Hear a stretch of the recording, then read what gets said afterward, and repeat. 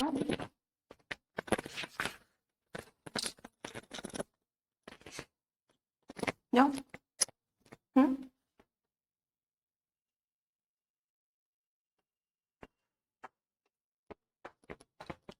कल हम लोगों ने पढ़ा था, मतलब कल जिससे पहले हमारी जो क्लास हो चुकी है, ठीक है, एफएसओ एग्जाम के लिए, जिसमें हम लोगों ने देख लिया था कि आखिर भोजन क्या होता है, ठीक है, फूड फोर्टिफिकेशन क्या है, हमारे भारत में विभिन्न चुनौतियां भोजन संबंधित क्या है और उनको किस तरीके से दूर किया जा सकता है, कौन कौन से कदम उठाए गए सरकार द्वारा, शासन द्वारा, देख लिया था। आज हम लोग देखेंगे पार्ट बी में ही हमारा जो अगला टॉपिक है यूनिट 1 का। हम देखते हैं मध्य प्रदेश में कुछ जनजातियां हैं हमारे मध्य प्रदेश में पाई जाती हैं, उनके भोजन से संबंधित, ठीक है, आज हम देखेंगे। यानी कि अगर बात करें तो ट्राइबल फूड ऑफ एमपी, ठीक है, यानी कि मध्य प्रदेश में जनजातियों के क्या क्या भोजन है, तो इनके बारे में देखते हैं। चलिए देखते हैं।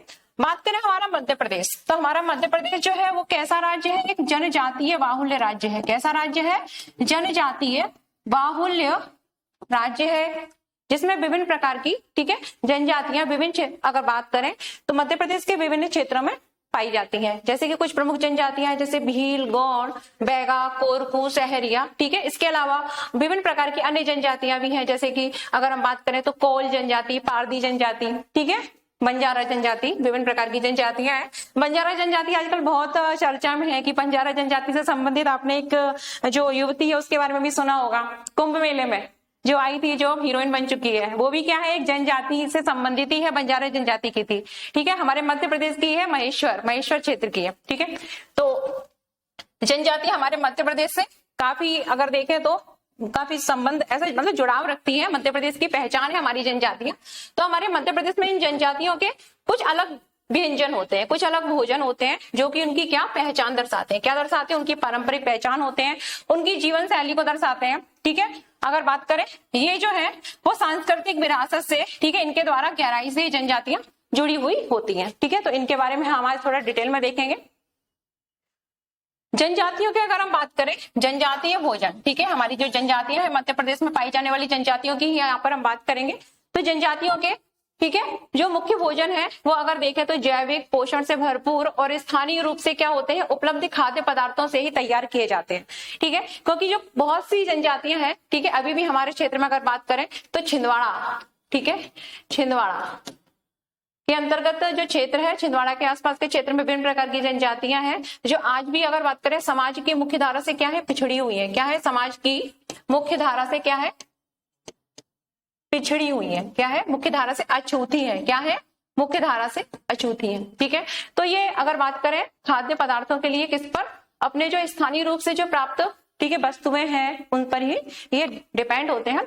इन समुदाय का भोजन जो है वो कैसा है, पौष्टिक और पर्यावरण से अनुकूल होता है, ठीक है, और पर्यावरण हितैषी भी होता है, पर्यावरण के अनुकूल होता है, जो प्राकृतिक खेती और जंगलों से प्राप्त संसाधनों पर ही निर्भर करता है, ठीक है।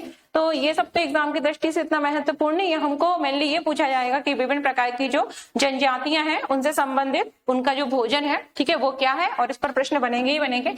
तो अगर बात करें मध्य प्रदेश में प्रमुख जनजातीय समुदाय और उनका पारंपरिक भोजन, सबसे पहले तो हमें याद रखना है कि मध्य प्रदेश में विभिन्न जनजातियां जो है वो किस किस क्षेत्र से बिलोंग करती हैं, ठीक है।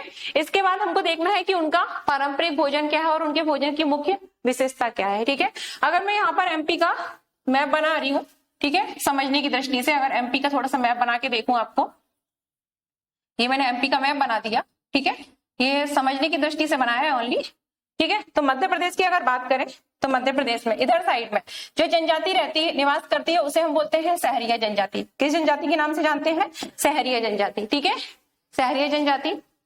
अगर आप इस साइड चली जाइए पश्चिम की साइड, तो यहाँ पर जो जनजाति निवास करती है उसे हम बोलते हैं भील जनजाति। किस नाम से जानते हैं, भील जनजाति। पश्चिम की साइड मध्य प्रदेश में निवास करती है।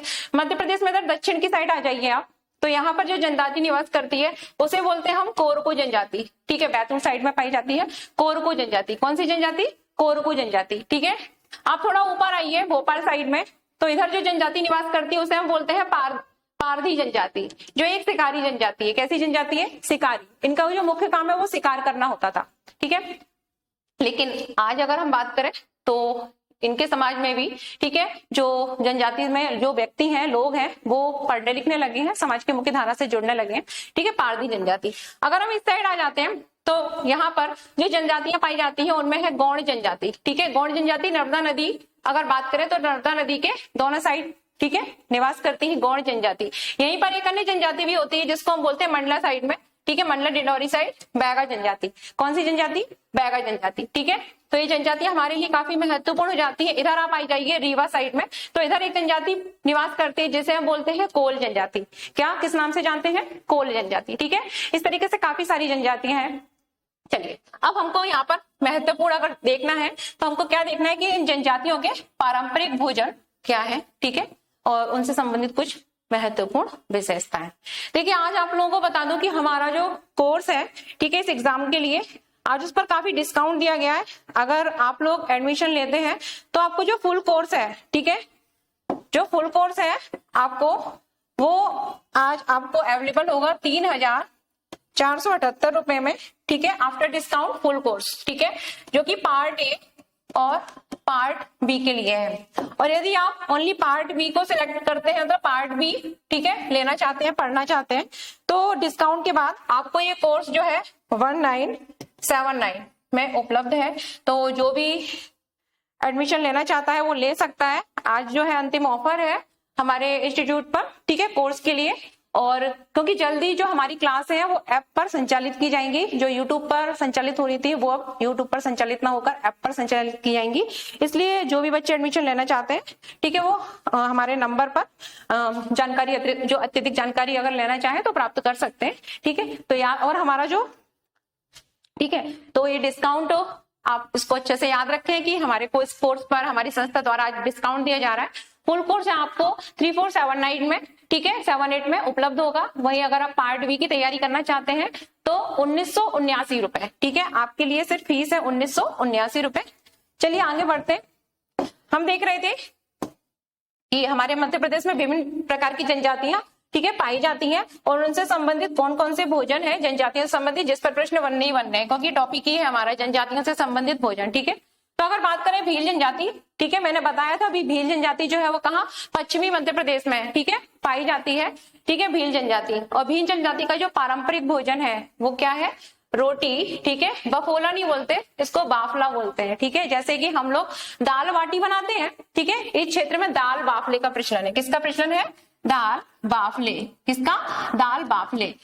दाल से तो सब लोग परिचित ही हैं, ठीक है। तो दाल बाफले क्या होता है? पानी में उबालते हैं, जैसे बाटी हम तैयार करते हैं, उसको डायरेक्ट आग में ना सेक के हम उसको क्या करते हैं, पानी में उबालते हैं और उसके बाद उसको घी की कढ़ाई में या जिसमें भी आप, ठीक है, आपके पास जो भी ऑयल वगैरह उपलब्ध हो उसमें हम भरे तेल या कढ़ाई में उसको तलते हैं, ठीक है। वो होता है हमारा दाल बाफले, ठीक है। काफी टेस्टी होता है और हेल्दी भी होता है, क्योंकि दाल से प्रोटीन और बाफलों से क्या हमको फैट भी मिल रहा है, ठीक है, कार्बोहाइड्रेट भी मिल रहा है और इसमें मसालों का प्रयोग किया जाता है दाल में, तो हमको विभिन्न प्रकार के खनिज और प्रोटीन की भी प्राप्ति हो जाती है, ठीक है। तो भील जनजाति का पारंपरिक भोजन की बात करें तो इस जनजाति जो है उनके पारंपरिक भोजन में रोटी, दाल बाफले, यहाँ पर आप दाल बाफले भी कर दीजिए, बफोला नहीं, बाफले, ठीक है, दाल बाफले। ये मालवा साइड में भी आप चले जाएंगे ना तो मालवा साइड में भी दाल बाफले जो है वो काफी प्रचलन में है, दाल बाफले, ठीक है। अगर आप और देखें अन्य भोजन में तो महुआ, ठीक है, महुआ फल होता है, महुआ मीठा होता है, छोटा छोटा सा होता है काफी, उससे शराब बनाई जाती है, महुए की शराब, ठीक है, महुआ। लड्डू, ठीक है, कोदो कुटकी की खिचड़ी, ठीक है। तो ये क्या है? इनके पारंपरिक भोजन है, ठीक है, याद रखिए। महुआ, ठीक है, महुए की शराब, महुए से शराब बनाई जाती है, ठीक है, इनका एक पेय पदार्थ है। इसके बाद अगर हम बात करें तो इस भोजन की मुख्य विशेषता क्या है कि ये जो है वो क्या, कोदो कुटकी क्या है? मोटे अनाज है। क्या है? मोटे अनाज है, ठीक है। और मोटे अनाज जो है हमारे स्वास्थ्य की दृष्टि से काफी उत्तम होते हैं, ठीक है, मोटे अनाज। और जो महुआ है, ठीक है, महुए से बने खाद्य पदार्थ जो है वो भी मतलब अपनी एक विशेषता रखते हैं, क्योंकि जो महुआ है उससे क्या, शराब भी बनाई जाती है। क्या बनाई जाती है? महुए से शराब भी बनाई जाती है, जो स्वास्थ्य हेतु उत्तम होती है, ठीक है। लेकिन किसी भी चीज का अधिकता में सेवन जो है वो स्वास्थ्य के लिए हानिकारक ही होता है, ठीक है। तो ये महुआ याद रखना। अगली जनजाति जिसको हम बात करते हैं गौड़ जनजाति, किस नाम से जानते हैं? गौड़ जनजाति नर्मदा नदी के दोनों किनारों पर हमारे मध्य प्रदेश में पाई जाती है गौड़ जनजाति, ठीक है। गौड़ जनजाति का अगर पारंपरिक भोजन की बात करें तो पेज, ठीक है, मांडिया भात, कुंदरू की सब्जी। कुंदरू क्या है अगर बात करें तो एक सब्जी है, आपने देखा होगा मार्केट में भी अवेलेबल होता है कुंदरू, ठीक है। कुछ कुछ अगर बात करें तो इस तरीके से होता है, ये कुंदरू, ठीक है, ग्रीन कलर का होता है। परवल आप लोगों ने खाया है, परवल, ठीक है, तो परवल जैसा दिखता है कुंदरू थोड़ा थोड़ा, तो उसके अंदर बीज सीड्स वगैरह होते हैं, तो कुंदरू की सब्जी, ठीक है, इनका अगर बात करें काफी पारंपरिक, ठीक है, प्रचलित भोजन है कुंदरू की सब्जी, पेज, मांडिया भात, ठीक है। अगर इसकी विशेषताएं देखें तो इसमें क्या, रागी, ठीक है, मंडुआ, मक्का और जंगल से प्राप्त वनस्पतियों का प्रयोग होता है इनके जो भोजन में, ठीक है। आपको मेनली क्या याद रखना है, इनके पारंपरिक भोजन कौन कौन से हैं, बस। इसके बाद अगर हम बात करें बेगा जनजाति की, ठीक है, तो बेगा जनजाति जो है, बैगा के बारे में आपको एक चीज और याद रखनी है कि जो बैगा लोग हैं, ये जो है हल का प्रयोग वर्जित है। इस जनजाति में हल का प्रयोग क्या है, वर्जित है। ये लोग बोलते हैं कि हल चलाने से धरती माता का जो सीना है, ठीक है, तो उस मतलब वो क्षतिग्रस्त होगा, ठीक है, धरती माता को कष्ट पहुंचेगा। तो ये हल को चलाने को क्या है, इनके में निषेध है, यानी हल नहीं चलाते ये लोग, ठीक है। इनका जो हथियार है अगर बात करें तो वो कुल्हाड़ी है, कुल्हाड़ी का प्रयोग करते हैं, ठीक है। और ये लोग झूम कृषि करते हैं, मतलब पेड़ों को काट के जला के, ठीक है, इस तरीके से कृषि करते हैं। तो हम देखते हैं, फिलहाल इस पे आते हैं, हमको इससे मतलब है कि इनके पारंपरिक भोजन क्या है।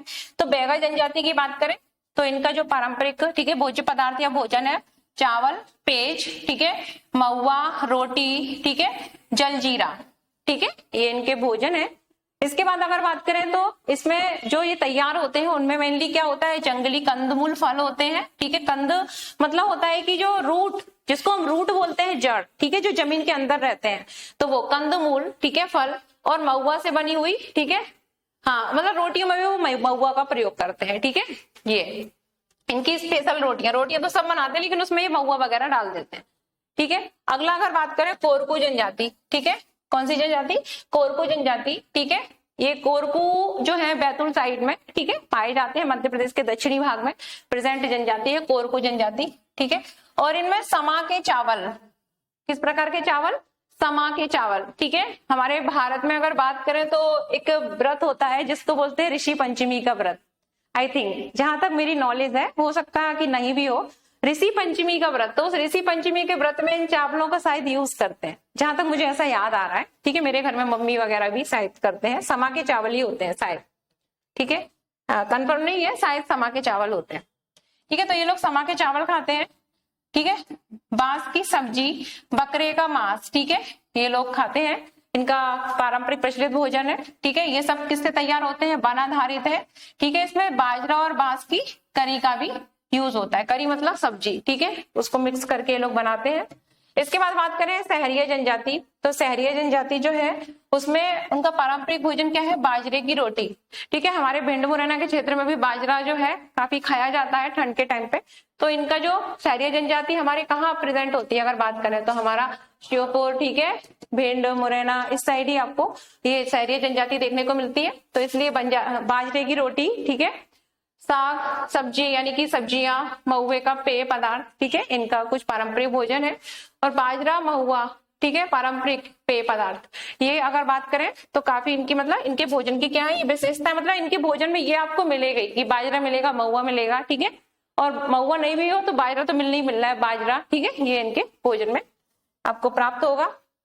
इसके बाद हम देखते हैं मध्य प्रदेश के आदिवासी भोजन की कुछ प्रमुख विशेषताएं, ठीक है। देखो जनजातियां तो बहुत है हमारे मध्य प्रदेश में, लेकिन हमको प्रमुख जनजातियों के बारे में देखना है, ठीक है, क्योंकि हर जनजाति से प्रश्न नहीं पूछे जाएंगे, कुछ प्रमुख जनजातियों से ही पूछे जाते हैं, ठीक। मध्य प्रदेश में अगर पिछड़ी जनजातियों की बात करें तो पिछड़ी जनजातियों में हमारे बैगा, सहरिया और भारिया, ठीक है, याद रखिएगा। मध्य प्रदेश की जो पिछड़ी जनजातियां हैं, ठीक है, सबसे सर्वाधिक पिछड़ी जनजातियों में कौन कौन सी जनजातियों को सम्मिलित किया गया है, ठीक है। ये कौन सी जनजातियां हैं, पिछड़ी जनजातियां, कहाँ की, हमारे मध्य प्रदेश की पिछड़ी जनजातियां हैं, पिछड़ी जनजातियां, ठीक है, मध्य प्रदेश की पिछड़ी जनजातियां, जिसके अंतर्गत बैगा जनजाति, सहरिया जनजाति और भारिया जनजाति, ठीक है, ये जनजातियां हैं हमारे मध्य प्रदेश की पिछड़ी जनजातियां। आपको याद रखना है क्योंकि प्रश्न इन पर भी बन सकते हैं, क्योंकि जनजातियों संबंधित भोजन जनजातियों पर भी प्रश्न बनेंगे ही बनेंगे, ठीक है। अब हम देख लेते हैं मध्य प्रदेश में आदिवासी भोजन की प्रमुख विशेषताएं, ठीक। यहाँ इस तरीके से प्रश्न नहीं बनेंगे कि जनजातियों का कौन सा नृत्य है, कौन सा नाट्य है, ठीक है, इस तरीके से कुछ चित्रकारी क्या है इनका, ठीक है, गायन, इस तरीके से प्रश्न नहीं बनेंगे। यहाँ प्रश्न जनजाति किस क्षेत्र में पाई जाती है और उनका पारंपरिक भोजन, बस ये प्रश्न बन सकते हैं। बाकी डिटेल मत पढ़िएगा कि जनजाति का नृत्य, नाट्य, गायन वगैरह इस तरीके से क्या है, ठीक है, ऐसा कुछ नहीं पूछा जाएगा।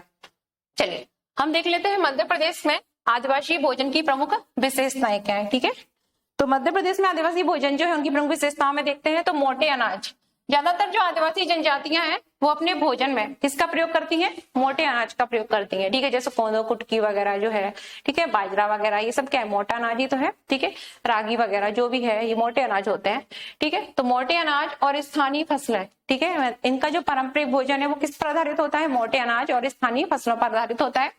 ठीक है, जैसे मैंने बताया कि कोंदो, कुटकी, ठीक है, मंडुआ जिसको कि हम क्या बोलते हैं, रागी बोलते हैं। क्या बोलते हैं, रागी के नाम से जानते हैं। छोटे छोटे सीड होते हैं रागी, आजकल तो हम लोग भी मल्टीग्रेन में रागी खाते हैं। ठीक है, रागी काफी पौष्टिक होती है।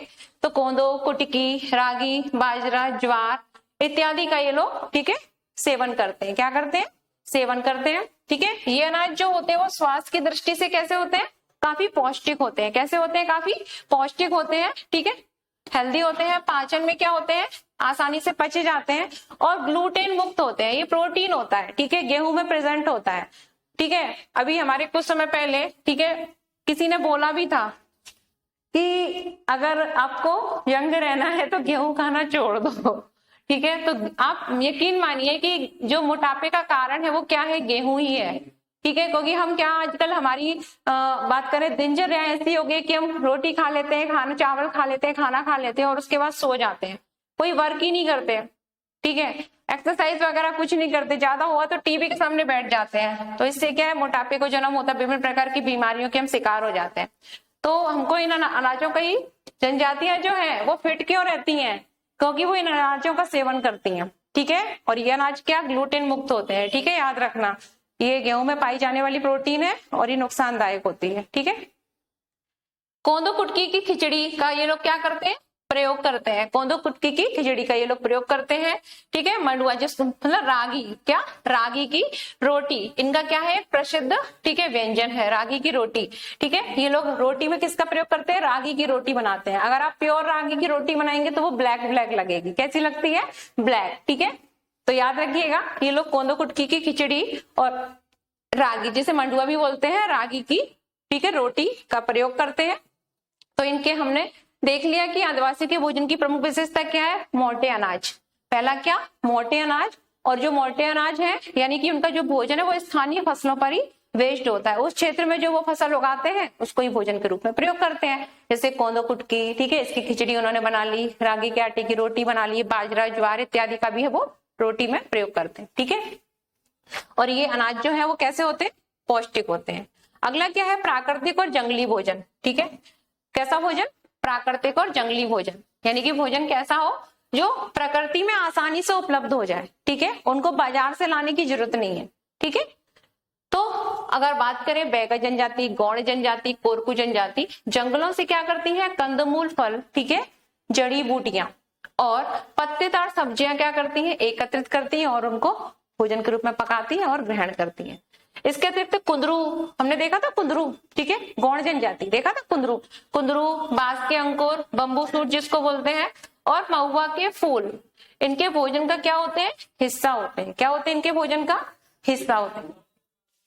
ये उस क्षेत्र में होता है, महुए का पेड़ हर जगह नहीं होता, ब्लैक कलर का होता है। आप अगर, मुझे नहीं इतनी नॉलेज है कि यहाँ मिलता है कि नहीं मिलता है, लेकिन मैंने देखा है। वो जो क्या बोलते हैं, ऋषि पंचमी का व्रत होता है ना, उसमें महुआ, या मुझे ध्यान नहीं है, मेरी मम्मी पूजा करती थी, उसमें महुए जो है, हर छठ होता है, पता नहीं कौन सा होता है, उसमें महुए के फूल भी लगते हैं, इतने इतने, काफी मीठे मीठे रहते हैं महुआ। याद नहीं है मुझे किस व्रत में मम्मी यूज करती थी, तो मैं आपको कल बता दूंगी मम्मी से पूछ के कि हाँ मिलता है, वो मंगाती हैं, तो आप देख लीजिएगा महुआ। ठीक है, इन क्षेत्रों में तो आपको मिल ही जाएगा महुआ, महुए की तरह। ठीक है, हेल्दी होती है स्वास्थ्य की दृष्टि से, इसका मतलब ये नहीं कि आप पीने लगते हैं। चलिए, इसके बाद अगर बात करें, एक प्रकार की एक सब्जी होती है, ठीक है, जिसे हम बोलते हैं लाहौरी पत्ता। क्या बोलते हैं, लाहौरी पत्ता। ठीक है, तो इसका भी ये लोग प्रयोग करते हैं, हरी सब्जी के रूप में भी क्या इसका प्रयोग किया जाता है। ठीक है, तो याद रखिएगा, कुंदरू की सब्जी काफी अच्छी बनती है, मैंने खाई है कुंदरू की सब्जी, क्योंकि मैं काफी इन क्षेत्रों में घूमी हूँ, पूरे मध्य प्रदेश में ही घूमी हूँ, बड़वानी, ठीक है, खंडवा, इस साइड पूरा मैं रह के आई हूँ। अब हम देखते हैं महुआ से बने खाद्य पदार्थ। ठीक है, महुआ जो है आदिवासियों की पहचान है और इनसे बने खाद्य पदार्थ कौन कौन से हैं। ठीक है, तो महुए के फूल, ठीक है, बात करें महुए के फूल के ब्राउन ब्राउन सा कलर, डार्क ब्राउन कलर होता है, इतना छोटा छोटा होता है उसका फूल, मैंने खाया भी है महुआ का फूल। ठीक है, महुए के फूल और बीज का प्रयोग अगर बात करें तो भोजन और किसमें होता है, पारंपरिक पेय पदार्थ में होता है। ठीक है, हाँ। इसके बाद बात करें महुए की रोटी, ठीक है, उसमें मिक्स करके लोग बनाते हैं महुआ। ठीक है, इसके लड्डू भी बनाते हैं लोग। और अगर बात करें तो उसका जो पेय पदार्थ में भी इसका प्रयोग होता है, किस रूप में, रोटी के रूप में करते हैं, लड्डू के रूप में करते हैं और पेय के रूप में भी इसका प्रयोग करते हैं। ठीक है, महुआ से बनने वाला जो पेय पदार्थ है वो शरीर को क्या देता है, ठंडक देता है। क्या देता है, ठंडक देता है। ठीक है, और आदिवासियों के पारंपरिक त्योहारों का क्या होता है, ये हिस्सा होता है। ठीक है, बिना इसके उनका त्योहार अधूरा है। ठीक, बिना उनके, ठीक है, महुआ की जो शराब जिसको हम लोग बोलते हैं उसको ये लोग महुआ का पेय बोलते हैं और ये कैसा शरीर को ठंडक प्रदान करता है। ठीक है, और इनके बिना इनका कोई भी अगर सेलिब्रेशन है तो वो अधूरा माना जाता है।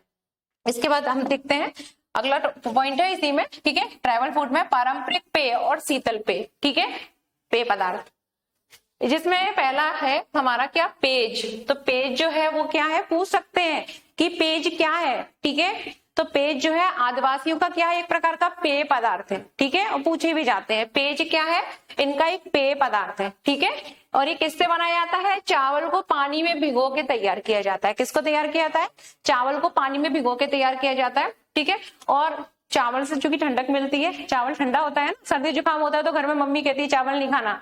ठीक है, तो इसको अगर बात करें तो चावल को पानी में भिगो के तैयार किया जाता है, जिसको पेज बोलते हैं, और ये ठंडक प्रदान करता है। क्या प्रदान करता है, ठंडक। ठीक है, गर्मियों के, ठीक है, पीने से ठंडक के लिए इसको हम क्या करते हैं, इस्तेमाल करते हैं। ठीक है, हम लोग नहीं, आदिवासी लोग ठंडक प्रदान करने के लिए इसको इस्तेमाल करते हैं। दूसरा पेय पदार्थ है जैसे कि हम महुआ की शराब के नाम से जानते हैं। किस नाम से जानते हैं, महुआ की शराब के नाम से जानते हैं। ठीक है, इसका प्रयोग मुख्यतः बैगा और भील जनजातियों द्वारा होता है। किसका किसके द्वारा होता है, बैगा और भील जनजातियों द्वारा होता है। ठीक है, इनके बिना इनका सेलिब्रेशन अधूरा होता है। अगला है जल जीरा और हर्बल काढ़ा। ठीक है, ये लोग काढ़े का भी पेय पदार्थ के रूप में प्रयोग करते हैं। हम लोग तो पीते ही नहीं है काढ़ा, नहीं पीते, ये लोग काढ़े का भी पेय पदार्थ के रूप में प्रयोग करते हैं। ठीक है, जल जीरा पाउडर, ठीक है, काफी अगर बात करें तो स्वास्थ्यवर्धक होता है। जीरे में कैल्शियम होता है। जीरे में क्या होता है, कैल्शियम। देखो इनको काफी नॉलेज होती है, ये स्वास्थ्यवर्धक चीजें ही खाते हैं। और हम क्या खाते हैं, हाँ, और हम क्या खाते हैं, कुछ नहीं, कचड़ा खाते हैं हम लोग। हाँ, और ये लोग देखो हर्बल चीजें खा रहे हैं, हर्बल पेय पदार्थ भी, नेचुरल पेय पदार्थ यूज कर रहे हैं। चलिए, तो ये जलजीरा और हर्बल काढ़े का भी प्रयोग करते हैं पेय पदार्थ के रूप में, जो पाचन शक्ति बढ़ाने के लिए, ठीक है, प्रयोग किया जाता है। और ये एक प्रकार का पारंपरिक पेय पदार्थ है। ठीक है, ये लोग लेते हैं। तो सबसे पहले हमने क्या देखा, पेज जो किससे तैयार किया जाता है, चावल से तैयार किया जाता है, ठंडक प्रदान करता है। दूसरा क्या है, महुए की शराब, ठीक है, काफी हेल्दी होती है। और जलजीरा, हर्बल काढ़ा, जड़ी बूटियों से ये लोग तैयार करते हैं। तो ये पेय पदार्थ थे। इसके बाद हम बात करते हैं, देखो जनजातियां जो है शाकाहारी, ऐसा नहीं है कि सब शाकाहारी हो, शाकाहारी मांसाहारी दोनों प्रकार के भोजन का प्रयोग ये लोग करते हैं, क्योंकि ये ऐसा भोजन खाते हैं ना जंगल से इनको उपलब्ध हो जाए, ठीक है, आसानी से। तो अब मांसाहारी भोजन, ठीक है, का ये लोग प्रयोग करते हैं। और जो भोजन है वो किसका सोर्स होता है, प्रोटीन का सोर्स होता है, वन से उपलब्ध हो जाता है ये भोजन उनको। ठीक है, और ये किसका सोर्स है, प्रोटीन का सोर्स है। ठीक है, इसके अंतर्गत अगर बात करें तो बकरी को, ठीक है, और जंगली जानवरों का मांस, ठीक है, ये भोजन के रूप में प्रयोग करते हैं। और मांस से हम अभी देखेंगे, हमको पढ़ना है भोजन के घटक, ठीक है। तो भोजन के घटक में हम लोग देखेंगे कि हम लोग किस प्रकार के भोजन का सेवन करते हैं, जिसमें हमारा एक भोजन का घटक होगा क्या, प्रोटीन। क्या होगा, प्रोटीन, ठीक है। तो उसके बारे में देखेंगे, तो तब मैं आपको प्रोटीन के बारे में डिटेल से समझाऊंगी। अभी सिर्फ आप ये याद रखिए कि मांस खाने से क्या प्राप्त होता है, प्रोटीन मिलता है। क्या मिलता है, प्रोटीन, ठीक है। तो ये मुख्यतः जंगली जानवर जो जंगल से आसानी से इनको प्राप्त हो जाते हैं, ठीक है, जैसे खरगोश वगैरह है, तीतर वगैरह है, ठीक है। तीतर अगर आप देखेंगे ना तो शुरू में बिल्कुल मोर का बच्चा और तीतर का बच्चा एक जैसा लगता है, समझ में नहीं आता। मोर की भी जो कलगी होती है ना उसके, वो भी नहीं होती, तीतर का भी ऐसे ही सब एक सा दिखता है, ब्राउन ब्राउन सा, बाद में अंतर पता पड़ता है। तो लोग तीतर भी बड़े चाव से खाते हैं, ठीक है। बकरी का प्रयोग कर, बकरी खाते हैं, बकरी का मांस भी खाते हैं, ठीक है। बकरी तो आजकल आम है, ठीक है। चलिए, तो बकरी और जंगली जानवरों का मांस के रूप में प्रयोग करते हैं विभिन्न त्योहारों और विशेष अवसरों पर, इनका मांस जो है खाया जाता है, ठीक है। इससे इनको क्या मिलता है, प्रोटीन मिलता है, ठीक है।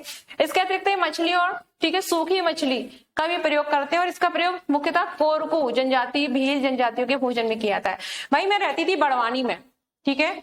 बड़वानी में संडे मार्केट लगता है, जैसे यहाँ लगता है ना संडे में, आप जाइए मुरार साइड मार्केट लगता है काफी, तो ऐसे ही बड़वानी में संडे मार्केट लगता था। मैं बड़वानी में रही हूँ 2-3 साल, और उस संडे मार्केट में मछलियां मिलती थी और इतनी स्मेल आती थी। सूखी मछलियां मिलती थी वहां पे, तौल से मिलती थी सूखी छोटी छोटी मछलियों को वो लोग सुखा के, ठीक है। हम लोगों ने प्रिजर्वेटिव जो उसको संरक्षित करने की विधि में भी देखा था ना, सुखाना बताया था आपको कि मछलियों को सुखाते हैं, समुद्री जीवों को सुखाते हैं। तो इसी तरीके से ठीक है ये जनजातियां हैं, जैसे भील, तो वो बड़वानी साइड आप जाएंगे तो वहां पर भील जनजाति बाहुल क्षेत्र है, ठीक है। भील भिलाला ये लोग आपको मिलते हैं, तो उस क्षेत्र में आप जाएंगे तो आपको अलग से ही संडे मार्केट मतलब पता चल जाएगा कि हाँ संडे मार्केट लगा हुआ है, मछलियां बिकती हैं सूखी, महुए की जो शराब है, ठीक है, ताड़ी वगैरह ये सब वहाँ आम है, वहां पे बैठे रहते हैं, आप जाइए पी के आइए। तो ऐसा तो मछली और सूखी मछली जो है वो कोरको और भील जनजातियों का क्या है, अगर बात करें भोजन है, ठीक है। इसको शामिल करते हैं। इसके बाद हम लोग संडे को बनाते हैं, संडे को कुछ स्पेशल, तो ये लोग संडे को स्पेशल इनका चलता है ये, ठीक है। हाँ संडे स्पेशल। चलिए इसके अतिरिक्त केचुआ, लाल चींटी की चटनी, ठीक है, अभी चर्चा में काफी रही है साल भर तक पहले, लाल चींटी की चटनी, ठीक है, जीआई टैग मिला है। आप लोग कमेंट बॉक्स में कमेंट करके बताएंगे किस क्षेत्र में लाल चींटी की चटनी को जीआई टैग मिला हुआ है, ठीक है। 2024 में ही काफी चर्चा में रहा है, 2024 में। अगर आप लोग करंट अफेयर पढ़ते हो तो आप लोगों को नॉलेज होगी, ठीक है। चलिए बताइए कि बताना आप लोग कि ठीक है किस क्षेत्र की लाल चींटी की चटनी को जीआई टैग मिला हुआ है, काफी महत्वपूर्ण रहा था उस दौरान।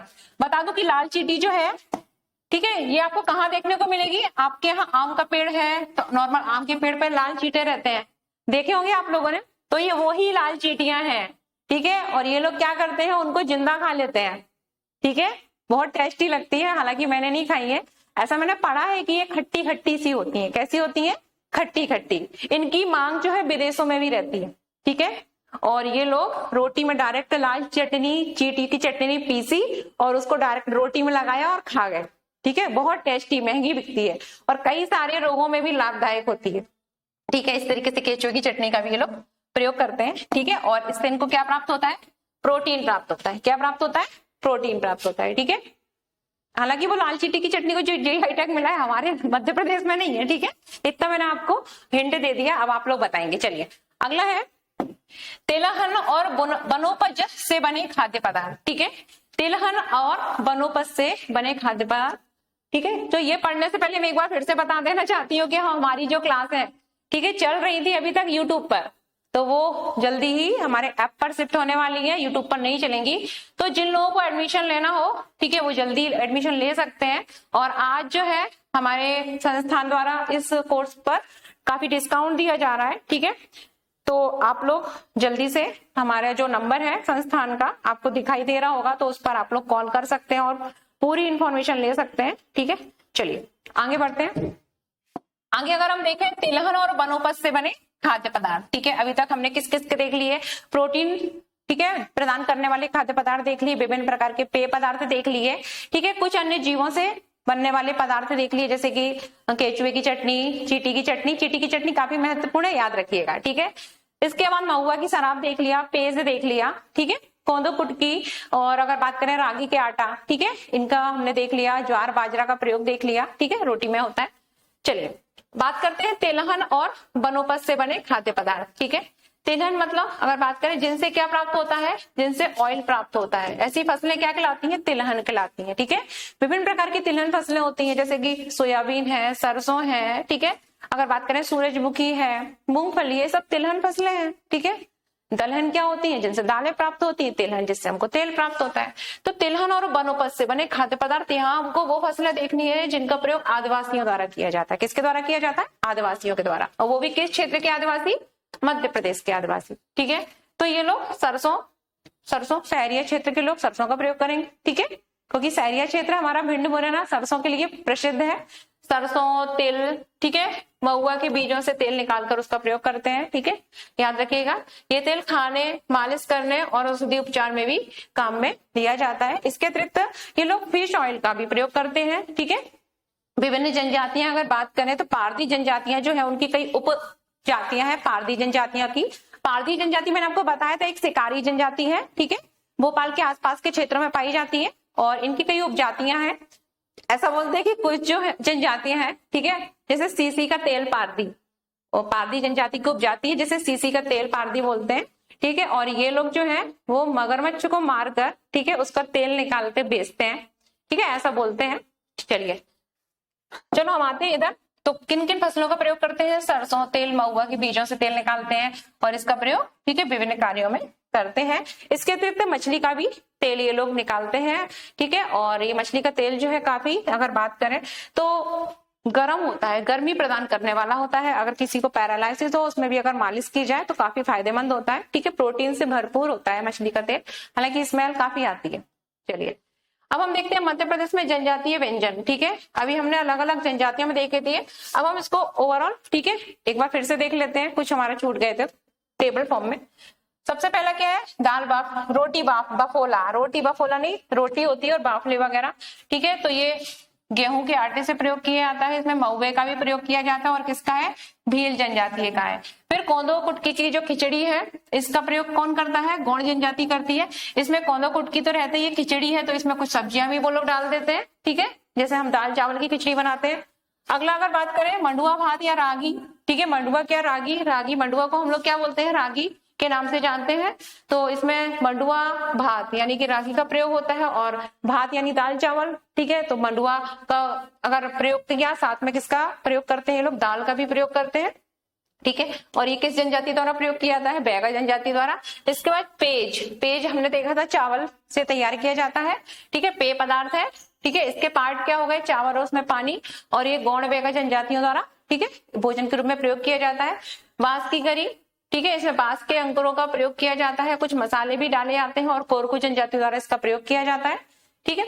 इसके बाद अगर बात करें महुआ, महुआ के लड्डू, महुआ के लड्डू भी, महुआ की रोटी भी बनाई जाती है। महुआ के लड्डू जो है उसमें महुआ रहता है, काफी मीठा रहता है, महुआ खुद भी मीठा होता है, ब्राउन कलर का होता है, छोटा सा, ठीक है, इस तरीके का आपको देखेगा महुआ। आप लोग गूगल पे सर्च करके बाद में देखिएगा क्लास के बाद, ये महुआ का इस तरीके से रहता है महुआ, ठीक है। ये पूरा ब्राउन ब्राउन सा आपको रहेगा, इतना बड़ा सा रहता है महुए का फूल, मीठा मीठा सा लगता है, ठीक है। महुआ ब्राउन कलर का रहेगा, डार्क ब्राउन। तो महुए की बात करें तो उससे लड्डू तैयार किए जाते हैं। ये लोग महुए के फूल रहते हैं, उनको कूटते हैं, ठीक है, उसमें घी डालते हैं, गुड़ डालते हैं, और वो होता है जैसे इसमें मम्मी मसाले कूटती हैं, ठीक है, उसमें डाल के और ये लोग लड्डू बनाते हैं, ठीक है। भील और बैगा जनजाति में प्रयोग किए जाते हैं। फिर चावल का जो पेज है वो बैगा जनजाति हम पढ़ चुके हैं। बाजरे की रोटी जो है इसका प्रयोग कौन करता है? सहरिया जनजाति द्वारा बाजरे की रोटी का प्रयोग किया जाता है, ठीक है। इसमें वो लोग बाजरा लेते हैं, साथ में उसमें नमक भी डालते हैं, ठीक है, बाजरे की रोटी इसका प्रयोग करते हैं। इसके बाद हम देख लेते हैं जनजातीय भोजन के स्वास्थ्य संबंधी कुछ विशेषताएं, यानी कि जनजातियां जो भोजन लेती है वो स्वास्थ्य की दृष्टि से मतलब सर्वोत्तम है, उसके क्या क्या विशेषताएं हैं, क्या क्या लाभ होते हैं। तो जनजातीय भोजन के स्वास्थ्य संबंधी कुछ विशेषताओं के बारे में बात करते हैं। तो पहली विशेषता है संतुलित पोषण, यानी इनके भोजन में पोषण युक्त पदार्थ भरपूर मात्रा में होते हैं, ठीक है। तो प्राकृतिक भोजन होने के कारण इनमें अच्छी मात्रा में क्या प्रोटीन भी मिलता है, विटामिन भी होते हैं, फाइबर भी होते हैं और खनिज भी होते हैं, ठीक है।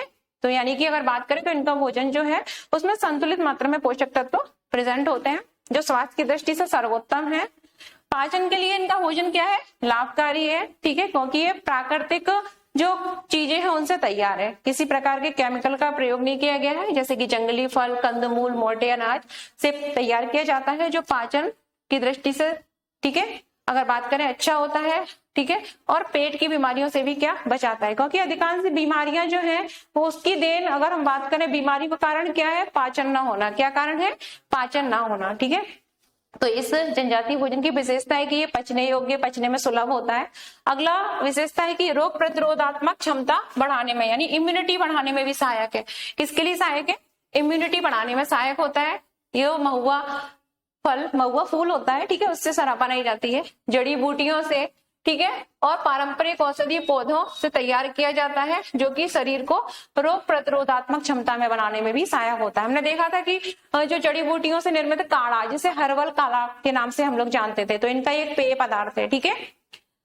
इसी तरह अगर बात करें तो जल जीरा, ठीक है, इसका ये प्रयोग करते हैं। और जल में जल होता है, जीरा होता है, विभिन्न प्रकार के अन्य पदार्थ होते हैं, ठीक है, मसाले वगैरह डाल देते हैं थोड़ा बहुत, तो ये भी क्या है, स्वास्थ्य की दृष्टि से, ठीक है, लाभदायक होता है। फिर कुपोषण से बचाने में भी इनका भोजन सहायक होता है, ठीक है।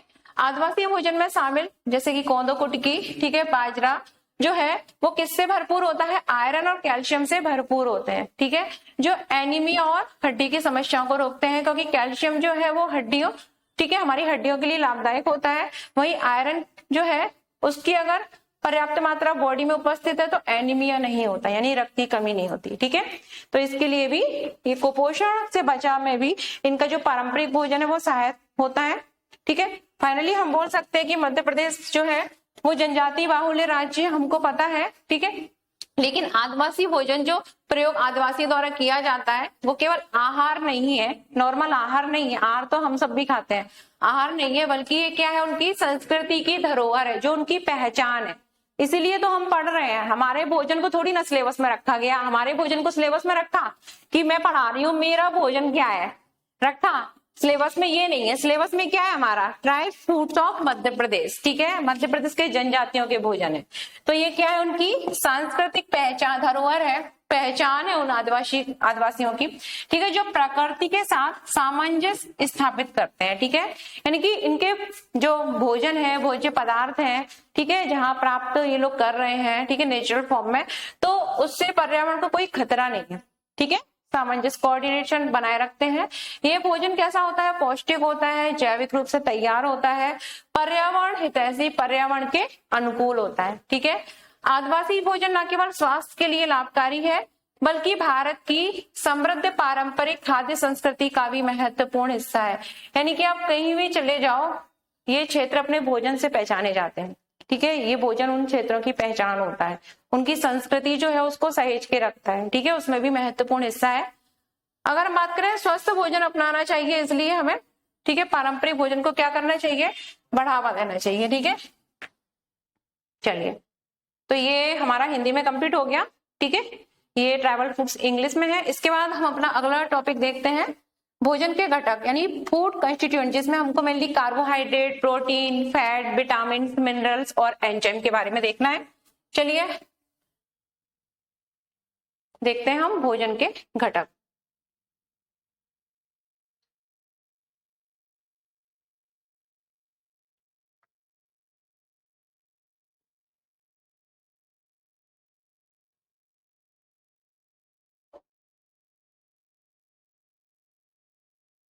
बैक क्यों नहीं हो रहा, हो गया।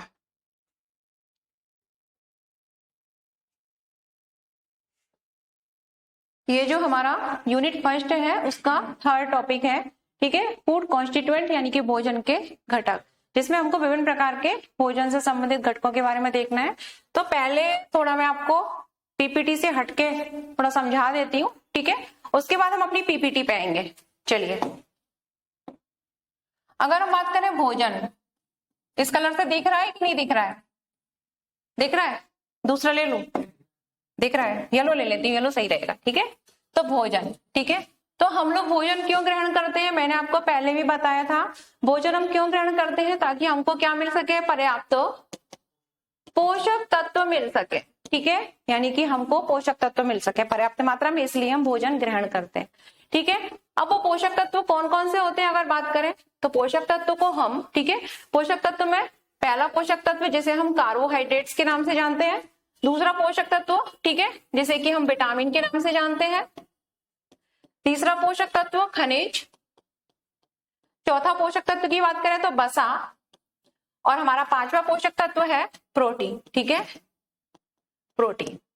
तो भोजन के रूप में हालांकि हम जल को भी ग्रहण करते हैं, लेकिन जल से हमको कोई पोषण नहीं मिलता, ठीक है, याद रखिएगा, जल से हमको पोषण नहीं मिलता, ठीक है, कोई पोषण नहीं मिलता। हालांकि जल के द्वारा हमको विटामिन, खनिज ये मिलते हैं, जल में खनिज उपस्थित होते हैं, लेकिन जल से पर्टिकुलर अलग से अगर बात करें तो ऐसा कुछ नहीं मिलता, ठीक है। तो भोजन हम क्यों लेते हैं, भोजन के द्वारा हमको विभिन्न प्रकार के पोषक तत्व मिलते हैं। अब देखो, भोजन में हमने पानी भी तो ग्रहण किया ना, तो पानी से भी हमको क्या मिलेगा, उसमें या तो बेटा खनिज मिल सकते हैं, ठीक है, खनिज मिल सकते हैं, पानी से हमको क्या मिलेगा, खनिज, ठीक है, हाँ, मिनरल, जिनको हम मिनरल के नाम से जानते हैं। तो इसलिए मैंने यहाँ पानी जल नहीं लिखा है, ठीक है, तो याद रखना भोजन के रूप में हम क्या ग्रहण करते हैं अगर बात करें तो विभिन्न प्रकार के खाद्य पदार्थ खाते हैं। क्या खाते हैं? खाद्य पदार्थ खाते हैं, ठीक है।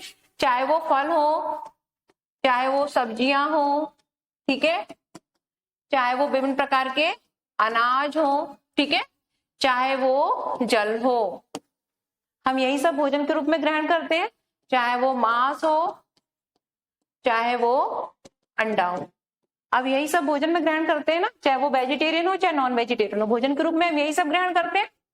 अब इन जो हम भोज्य पदार्थ ग्रहण करते हैं, खाद्य पदार्थ ग्रहण करते हैं, इनके दौरान हमको क्या मिलता है? इनसे हमको कार्बोहाइड्रेट मिलता है, इनसे हमको विटामिन मिलता है, इनसे हमको खनिज मिलते हैं, इनसे हमको वसा मिलता है और इनसे हमको प्रोटीन प्राप्त होती है, ठीक है।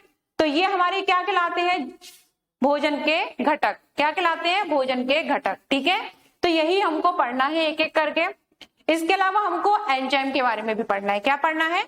एंजाइम के बारे में पढ़ना है, क्योंकि हमारा जो सिलेबस है, ठीक है, इसमें मेंशन है सबसे पहले carbohydrate, protein, fat, vitamin, minerals and enzyme, जिसमें हमको इनकी केमिकल स्ट्रक्चर, ठीक है, क्या देखना है? इनकी रासायनिक संरचना के बारे में देखना है। क्या देखना है? इनकी रासायनिक संरचना, ठीक है,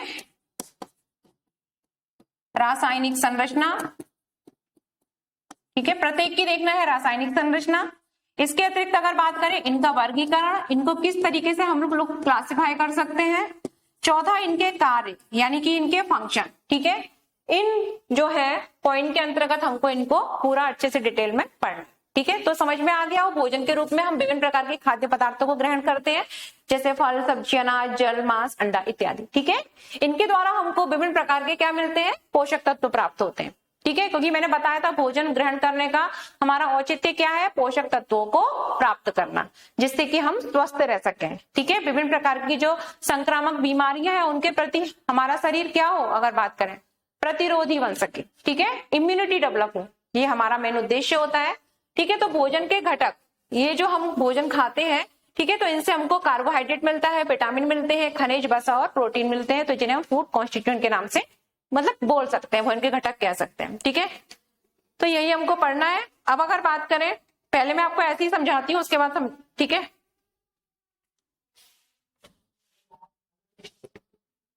चलो। इसके बाद अगर हम बात करें कि जो भोजन के घटक हैं, इनको हम कितने प्रकार से या कितने टाइप से डिवाइड कर सकते हैं, ठीक है। तो भोजन के घटकों को हम मुख्यतः दो प्रकार से विभाजित कर सकते हैं, ठीक है। तो भोजन के जो घटक है हमारे, भोजन के घटक, इनको हम मुख्यतः दो प्रकार से डिवाइड कर सकते हैं। पहला घटक वो होता है जिसकी हमारी शरीर को अधिक मात्रा में आवश्यकता होती है, और दूसरे घटक वो होते हैं कॉन्स्टिट्यूएंट जिनको हमारी शरीर में कम मात्रा में आवश्यकता होती है, ठीक है। तो फूड कॉन्स्टिट्यूएंट को हम दो प्रकार से डिवाइड कर सकते हैं। पहले क्या होते हैं? सूक्ष्म मात्रिक। क्या होते हैं? सूक्ष्म मात्रिक, ठीक है, जिनको हम माइक्रोन्यूट्रिएंट्स के नाम से भी जानते हैं, ठीक है। और दूसरे क्या होते हैं? दीर्घ मात्रिक। क्या होते हैं? दीर्घ मात्रिक। ये आपको पीपीटी में नहीं मिलेगा, ऐसा पीपीटी में मैंने डायरेक्ट समझाया है, ठीक है, ये मैं थोड़ा अलग हटके बता रही हूँ आपको। अगर हम बात करें, इनको हम दो प्रकार से क्लासिफाई कर सकते हैं, सूक्ष्म मात्रिक, दीर्घ मात्रिक, माइक्रो एंड मैक्रो, ठीक है।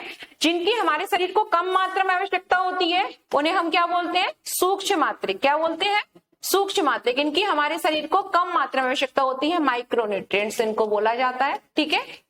इनकी हमारे शरीर को अधिक मात्रा में आवश्यकता होती है, इनको हम लोग मैक्रोन्यूट्रिएंट्स के नाम से जानते हैं, ठीक है। इनकी अधिक मात्रा में आवश्यकता होती है। ओके, यहां तक समझ में आ गया होगा, कोई डाउट नहीं होगा। सूक्ष्म मात्रा में शरीर के लिए आवश्यक पोषक तत्व जो है भोजन के घटक में कौन कौन हो सकते हैं, अगर बात करें तो इसके अंतर्गत मुख्यतः विटामिन, ठीक है, हम किसको रखते हैं? विटामिन और खनिज को पढ़ते हैं। किसको पढ़ते हैं? विटामिन और खनिज को पढ़ते हैं। वही दीर्घ मात्रिक यानी मैक्रोन्यूट्रिएंट्स के अंतर्गत हम मेनली किसका अध्ययन करते हैं? हम कार्बोहाइड्रेट्स। किसका अध्ययन करते हैं? कार्बोहाइड्रेट्स, ठीक है। अगर बात करें तो प्रोटीन और वसा, ठीक है, कार्बोहाइड्रेट, प्रोटीन और वसा, इनको अधिक मात्रा में लेते हैं ना हम, जो भोजन करते हैं तो उनमें यही तो अधिक मात्रा में होता है, ये तो कम मात्रा में होता है, तो इनको माइक्रोन्यूट्रिएंट्स, इनको मैक्रोन्यूट्रिएंट्स। यहां तक समझ में आ गया? चलिए अब हमको एक एक करके सबके बारे में पढ़ना है। हमको कार्बोहाइड्रेट के बारे में पढ़ना है, कार्बोहाइड्रेट क्या है, ठीक है, इसका केमिकल स्ट्रक्चर क्या है, ठीक है, किससे बने होते हैं, हमको देखना है सबसे पहले ये क्या है, कार्बोहाइड्रेट क्या है, ठीक है, ये किससे बने होते हैं यानी कि इनकी संरचना, ठीक है। इसके बाद हमको देखना है इनके प्रकार, ये कितने प्रकार के होते हैं यानी क्लासिफिकेशन, ठीक है, जो हमारा टॉपिक है केमिकल स्ट्रक्चर यानी संरचना, किससे बने हैं, ठीक है, क्या है। सेकंड हमारा टॉपिक है इसमें कार्बोहाइड्रेट में क्लासिफिकेशन, ठीक है, जिसमें यानी कि इनको वर्गीकरण कितने प्रकार से डिवाइड कर सकते हैं। थर्ड है, लास्ट है हमारा इनका कार्य, क्या है इनका कार्य, ठीक है। तो ये 4 पॉइंट के अंतर्गत हमको प्रत्येक पोषक तत्व जो है वो इनके घटक हैं, ठीक है, इनको पढ़ना है। ऐसे हमको प्रोटीन देखना है क्या है, किससे बना हुआ है यानी संरचना, फिर इसके प्रकार और कार्य। ऐसे ही वसा क्या है, वसा कितने प्रकार का होता है, ठीक है, वसा किससे बना होता है, इसके कार्य, ठीक है। ऐसे ही विटामिन और खनिज के बारे में भी हमको स्टडी करना है। तो क्लीन कर दूं? हाँ, ये इसलिए बना दिया क्योंकि ये कभी पूछ सकते हैं, ठीक है, इसलिए। हालांकि आपके में डायरेक्ट मेंशन तो कार्बोहाइड्रेट से ही है, लेकिन ये मैंने इसलिए बताया क्योंकि पूछते हैं। चलो, इसके बाद अगर हम बात करें, यहाँ पे मैं पहले आपको हैंड नोट से शॉर्ट में बता रही हूँ, फिर पीपीटी से अपन पढ़ेंगे, ठीक है, क्योंकि डायरेक्ट पीपीटी बताऊंगी तो तुम लोगों को इतना समझ में नहीं आए, ठीक है। तो पहले तुम्हारा बेस क्लियर कर दो। चलिए, अब हम सबसे पहले अगर बात करें, मैंने सबसे पहले लिख रही हूँ यहाँ पर कार्बोहाइड्रेट, क्या लिखा मैंने, कार्बोहाइड्रेट्स, ठीक है, कार्बोहाइड्रेट्स।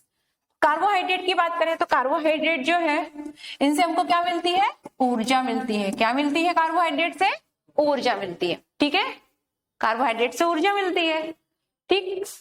और ऊर्जा किससे मिलती है, हमको प्रोटीन से भी ऊर्जा मिलती है। किससे मिलती है, प्रोटीन से भी एनर्जी मिलती है, ऊर्जा मिलती है। और ऊर्जा किससे मिलती है अगर बात करें तो हम लोग वसा का सेवन करते हैं। किसका सेवन करते हैं, वसा, ठीक है। तो वसा से भी हमको यानी फैट या ऑयल, तो वसा से भी हमको क्या मिलता है, ऊर्जा मिलती है। तो ये पूछा जाता है ऊर्जा किस किस से मिलती है, कार्बोहाइड्रेट से मिलती है, प्रोटीन से भी मिलता है और वसा से भी मिलता है, याद रखना, ठीक है। कार्बोहाइड्रेट से अकेला नहीं मिलता, तीनों से मिलता है। अब अगर बात करें तो फिर हमको प्रोटीन से क्या हमको विटामिन से क्या मिलता है, ठीक है, विटामिन से क्या मिलता है हमको, खनिज से क्या मिलता है, इनसे ऊर्जा मिलती है क्या, तो इनकी कोई कैलोरीफिक वैल्यू नहीं होती, याद रखना, इनसे एनर्जी नहीं मिलती। फिर हम क्यों खाते हैं, हम इसलिए खाते हैं हमारे शरीर की विभिन्न प्रकार की जो क्रियाएं हैं उनको संचालित करने में ये सहायक होते हैं। विभिन्न प्रकार की जो क्रियाएं हैं, ठीक है, विभिन्न प्रकार की जो मेटाबॉलिक एक्टिविटी है, उपापचयी क्रियाएं हैं, ठीक है, उनके संचालन में, विभिन्न क्रियाओं के संचालन में ये क्या होते हैं, सहायक होते, इसलिए खाते हैं, स्वस्थ रहने के लिए खाते हैं, ठीक है, मिनरल का प्रयोग करते हैं। हालांकि इनसे हमको कोई एनर्जी नहीं मिलती, इनकी कोई कैलोरीफिक वैल्यू नहीं होती, ठीक है। वसा के बहुत अन्य फंक्शन, बहुत सारे काम है, प्रोटीन के भी बहुत सारे काम है, जैसे कि हमारा एंटीबॉडी, एंटीजन, ये प्रोटीन होता है, ठीक है। ऐसे कार्बोहाइड्रेट के भी बहुत सारे काम है, लेकिन मैंने एक कॉमन बता दिया, इनसे क्या मिलती है, तीनों से ही हमको एनर्जी मिलती है, कैलोरीफिक वैल्यू होती है, और इनकी कोई कैलोरीफिक वैल्यू नहीं होती, यानी ऊर्जा नहीं मिलती। फिर क्यों खाते हैं, हमारी शरीर की सभी क्रियाएं जो है विभिन्न प्रकार की क्रियाओं के संचालन के लिए खाते हैं, शरीर को स्वस्थ रखने के लिए खाते हैं, ठीक है, विभिन्न अंग सही तरीके से क्रियाशील रहे इसके लिए हम इनका सेवन करते हैं। इनकी कम मात्रा में आवश्यकता होती है, इनकी अधिक मात्रा में आवश्यकता होती है, ठीक है। अगला वर्गीकरण देखते हैं, अगर हम इनको हम अन्य प्रकार से भी डिवाइड कर सकते हैं, जैसे कि कार्बनिक और अकार्बनिक, किस श्रेणी में रख सकते हैं, कार्बनिक और अकार्बनिक, ठीक है। तो देखो कार्बोहाइड्रेट्स अगर बात करें हम, ठीक है, प्रोटीन, वसा और विटामिन, ठीक है, कार्बोहाइड्रेट, प्रोटीन, वसा और विटामिन, ये जो चारों है ना, ठीक है, ये किस तरीके के होते हैं, कार्बनिक नेचर के होते हैं। कैसे होते हैं, कार्बनिक नेचर के होते हैं। कैसे होते हैं, ऑर्गेनिक होते हैं। कैसे होते हैं, ऑर्गेनिक। ऑर्गेनिक क्यों होते हैं, क्योंकि इसमें कार्बन और हाइड्रोजन दोनों प्रेजेंट होता है। क्या प्रेजेंट होता है, इसमें कार्बन भी होगा और हाइड्रोजन भी होगा, ठीक है। C6H12O6 होता है ग्लूकोज, ठीक है, तो कार्बन भी होगा, हाइड्रोजन, अन्य भी हो मतलब नहीं है, मेनली क्या होना चाहिए, कार्बन और हाइड्रोजन होना चाहिए। तो ये जो हमारे, ठीक है, भोजन के जो घटक है अगर बात करें, ठीक है, तो ये कैसे है, ये चारों कैसे हैं? कार्बनिक है, ऑर्गेनिक नेचर के हैं। कैसे हैं? ऑर्गेनिक प्रकृति के हैं। क्यों? क्योंकि इसमें कार्बन के साथ साथ क्या है? हाइड्रोजन है। ठीक है, अकेला कार्बन हाइड्रोजन से मतलब नहीं, ये दोनों साथ में होना चाहिए। वहीं जो हमारा खनिज है, ठीक है, खनिज, मिनरल्स, खनिज जिसको हम मिनरल के नाम से जानते हैं, ये क्या कार्बनिक प्रकृति का है? तो ये नहीं है, याद रखना। ठीक है, ये चारों क्या है? कार्बनिक नेचर के हैं, क्योंकि इनमें अगर इनकी स्ट्रक्चर देखें तो इसमें कार्बन और हाइड्रोजन प्रेजेंट होता है। ठीक है, इतना क्लियर हो गया? इतना चलो, इसके बाद हम एक एक करके हमको सबको डिटेल में पढ़ना है। तो चलिए अब हम अपनी पीपीटी पे आ जाते हैं। ठीक है, पीपीटी के मैटर पे आ जाते हैं। चलो, ये मैंने आपका थोड़ा बेस क्लियर कर दिया। ठीक है, कि इनको हम किस तरीके से क्लासिफाई कर सकते हैं। ठीक है, जैसे कि अगर बात करें तो पहला जो था हमने किस आधार पर देखा था? इनकी मात्रा के आधार पर, जिनको हम माइक्रो मैक्रो में डिवाइड कर रहे थे। दूसरा प्रकार क्या देखा हमने इसका? अगर देखें तो ऊर्जा मिल रही है कि नहीं मिल रही है, उस बेस पर, जिसमें से अगर बात करें तो मिनरल से हमको किसी प्रकार की कोई ऊर्जा नहीं मिल रही थी, विटामिन से कोई ऊर्जा नहीं मिल रही थी। ठीक है, तीसरा प्रकार हमने देखा इसको किस तरीके से डिवाइड कर सकते हैं, जो भोजन के घटक है, ठीक है, यानी कि फूड कॉन्स्टिट्यूएंट है, उनको हम किस प्रकार से डिवाइड कर सकते हैं अगर बात करें तो? ऑर्गेनिक और इनऑर्गेनिक के बेस पर। ठीक है, जिसमें कार्बन हाइड्रोजन बॉन्ड प्रेजेंट है वो कैसे होते हैं? ऑर्गेनिक। और जिसमें कार्बन हाइड्रोजन बॉन्ड प्रेजेंट नहीं है वो कैसे होते हैं? इनऑर्गेनिक। जैसे कि मिनरल, मिनरल किस श्रेणी में आता है? इनऑर्गेनिक। ठीक है, बाकी चारों जो थे वो घटक किस में आ रहे थे? ऑर्गेनिक में। ठीक है, चलिए अब हम डिटेल में इनको अच्छे से देख लेते हैं। ये हमारा थोड़ा बेसिक नॉलेज थी जो कभी कभी एग्जाम में पूछ ली जाती है। ठीक है, किस तरीके से डिवाइड करते हैं, कितने प्रकार के होते हैं। चलो अब हम देखते हैं भोजन के घटक। ठीक है, तो खाद्य घटक में अगर बात करें, खाद्य घटक में विभिन्न प्रकार के, ठीक है, खाद्य तत्व में विभिन्न प्रकार के घटक सम्मिलित होते हैं। हम जो खाना खाते हैं, जो बताया था मैंने, विभिन्न प्रकार के घटक होते हैं जो हमारे द्वारा क्या किए जाते हैं? खाए गए भोजन का क्या होते हैं? हिस्सा होते हैं। क्योंकि हम वेजिटेबल खा रहे हैं तो वेजिटेबल से हमको कुछ मिलेगा, मिनरल्स प्राप्त होंगे, विटामिन प्राप्त होंगे। हम रोटी खा रहे हैं तो रोटी से क्या मिलेगा हमको? कार्बोहाइड्रेट मिलेगा। तो ये सब हमको किससे प्राप्त होते हैं? जो हम खाना खाते हैं उससे प्राप्त होते हैं। ठीक है, इन तत्वों को उनके शरीर में कार्य के आधार पर विभिन्न ग्रुप में डिवाइड किया गया है। ठीक है, जो तत्व हैं उनको विभिन्न समूह में विभाजित किया गया है। ठीक है, मुख्य खाद्य तत्वों में शामिल है, मुख्य जो खाद्य तत्व होते हैं उनके अंतर्गत अगर बात करें तो मेन फूड कॉन्स्टिट्यूएंट के अंतर्गत हम मेनली किनको रखते हैं? मैंने बताया था आपको कि पहला जो है, ठीक है, भोजन का घटक हमारा क्या है? कार्बोहाइड्रेट। क्या है? कार्बोहाइड्रेट। ठीक है, तो कार्बोहाइड्रेट की बात करें, कार्बोहाइड्रेट सबसे पहले मैंने आपको क्या बताया था? कार्बोहाइड्रेट कैसा है? सूक्ष्म मात्रिक है कि दीर्घ मात्रिक है? माइक्रोन्यूट्रिएंट्स है कि मैक्रोन्यूट्रिएंट्स है? किस प्रकार का न्यूट्रिएंट्स है? कार्बोहाइड्रेट की अधिक मात्रा में आवश्यकता होती है कि कम मात्रा में? हमको ज्यादा मात्रा में। रोटियां खाते हैं, चावल खाते हैं, तो कार्बोहाइड्रेट को हम किस श्रेणी में डिवाइड कर सकते हैं? सबसे पहला कार्बोहाइड्रेट कैसा है? कार्बोहाइड्रेट जो है वो कैसा है? दीर्घ मात्रिक। कैसा है?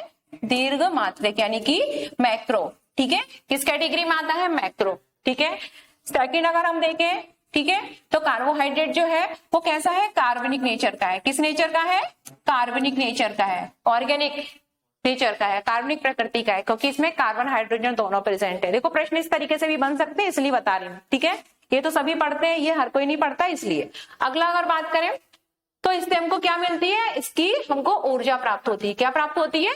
ऊर्जा प्राप्त होती है। ठीक है, ये 3 पॉइंट है। कैसा है? मैक्रो है, ठीक है, कार्बनिक ऑर्गेनिक नेचर का है, और इसकी कैलोरीफिक वैल्यू होती है, हमको ऊर्जा प्राप्त होती है। ठीक है, अब ये इससे हमको क्या मिलती है? ऊर्जा प्रदान होती है। ये हम कहाँ से प्राप्त करते हैं? रोटी, चावल, आलू, ठीक है, कुछ फलों में भी हमको प्राप्त, शर्करा होती है फलों में, तो कार्बोहाइड्रेट ही तो है वो, इत्यादि से हमको प्राप्त होता है कार्बोहाइड्रेट। ठीक है, इसके बाद अगर बात करें, अभी हम नॉर्मल देख रहे हैं, बाद में इनको क्लासिफाई करेंगे।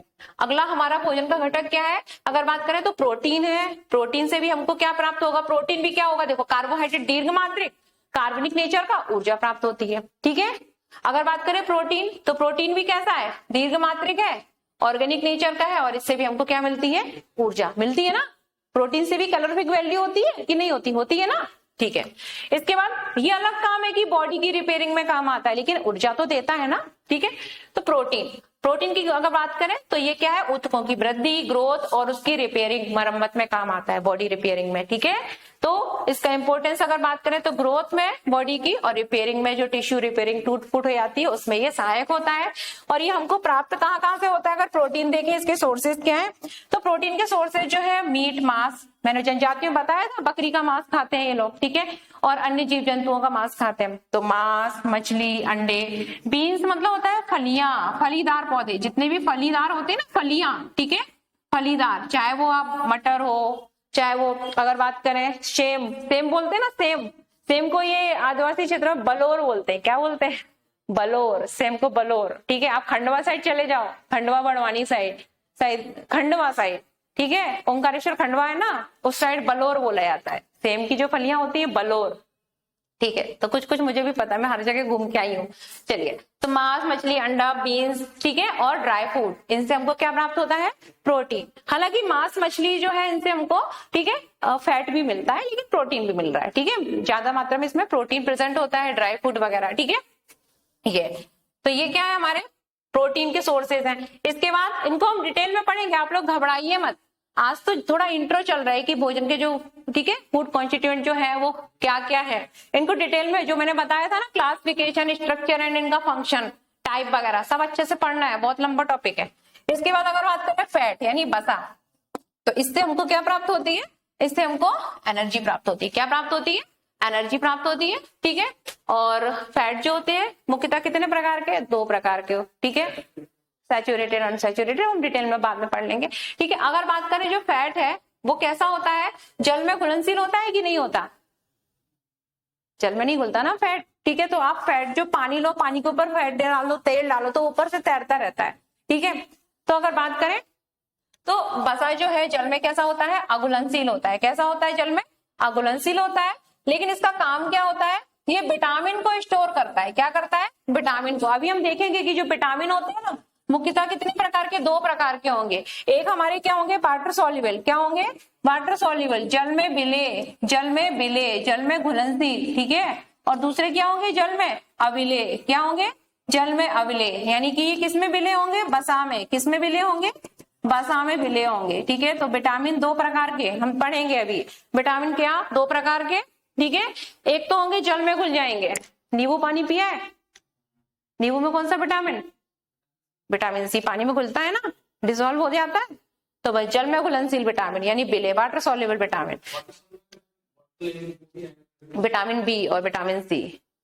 ठीक है, बताएंगे विटामिन में। फिर दूसरा विटामिन होता है जो जल में नहीं घुलता, जल में क्या है, अविलेय है। तो फिर किस में विलेय है, वसा में। ठीक है, फैट में। तो फैट जो होते हैं वो विटामिनों को घोलने का या स्टोर करने का भी काम करते हैं, संग्रहित करने का काम करते हैं। ये लिखा है यहाँ पे। ठीक है, समझ में आ गई इसका सेंटेंस।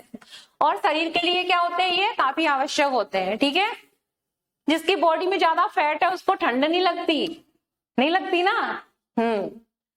अगर बात करें इनके सोर्सेज क्या है, तेल, मक्खन, पनीर, ठीक है, मांस जिसमें फैट हो। ठीक है, ये सब क्या है, वसा के सोर्सेज हैं। बाकी वसा कितने प्रकार के होते हैं, कौन सा अच्छा है, कौन सा गंदा है, ये सब हम बाद में डिटेल में पढ़ना ही पढ़ना है। अभी हम नॉर्मल देख रहे हैं कि हमारे भोजन के घटक कौन कौन से हैं। अगला क्या है, विटामिन। क्या है, विटामिन। तो विटामिन जो है विभिन्न प्रकार की चयापचय, मतलब जो हमारी मेटाबॉलिक एक्टिविटी होती है ना, मेटाबॉलिक एक्टिविटी को 2 प्रकार से डिवाइड कर सकते हैं। कितने प्रकार से, 2 प्रकार से। ठीक है, मेटाबॉलिक एक्टिविटी 2 प्रकार की होती है। एक होती है कैटाबॉलिक, क्या होती है, कैटाबॉलिक, और एक होती है एनाबॉलिक। ठीक है, एनाबॉलिक। ठीक है, तो मेटाबॉलिक एक्टिविटी 2 प्रकार की, कैटाबॉलिक और एनाबॉलिक। ठीक है, तो इनमें हमारे विटामिन क्या होते हैं, हेल्प करते हैं। क्या करते हैं, हेल्प करते हैं। तो विटामिन का काम क्या है, विभिन्न प्रकार की मेटाबॉलिक एक्टिविटी में सहायक होते हैं। ठीक है, उनको संपन्न कराने में। फिर क्या, हमारा जो इम्यून सिस्टम है उसको स्ट्रॉन्ग रखते हैं।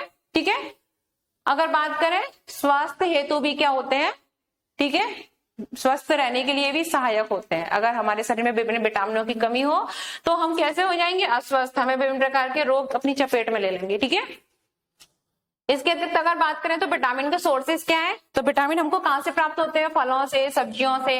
ठीक है, हाँ, फोर्टिफाइड जो खाद्य पदार्थ है, फोर्टिफाइड क्या है, विभिन्न प्रकार के खाद्य पदार्थ, जैसे कि हमने देखा था ना, क्या देखा था, गोल्डन राइस, विटामिन ए युक्त। ठीक है, अगर बात करें गेहूं वगैरह में, ठीक है, फॉलिक एसिड मिक्स कर देते थे, ठीक है, ये सब देखा था, आयोडीन युक्त नमक, तो इनसे भी हमको प्राप्त होते हैं, ठीक, खाद्य पदार्थों में पाए जाते हैं।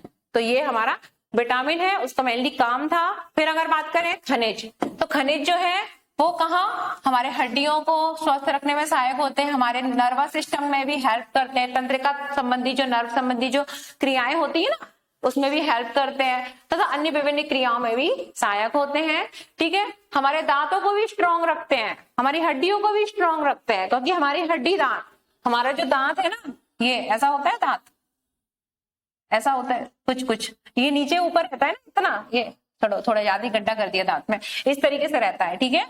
ये दांत का स्ट्रक्चर ऐसा कुछ रहता है, यहाँ पर नर्व्स वगैरह रहती है, रहता है ना दांत, ठीक है। ऊपर की साइड में इनेमल रहता है सबसे कठोर भाग।